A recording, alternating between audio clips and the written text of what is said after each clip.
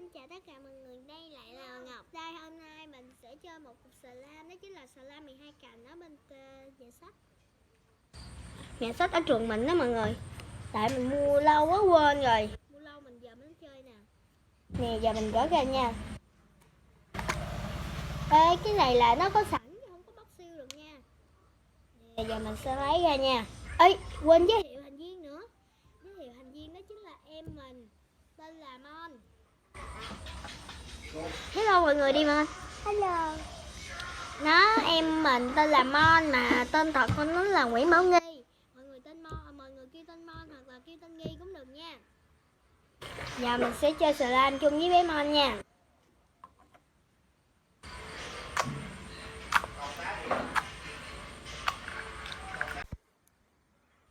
Nè mình sẽ cho Mon một cục một cục slime vậy nha. Nè.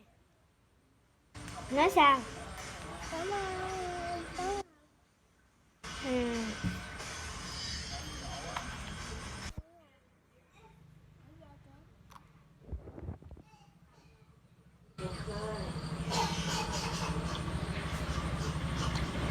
Cùng chơi chung với bé Mon nha.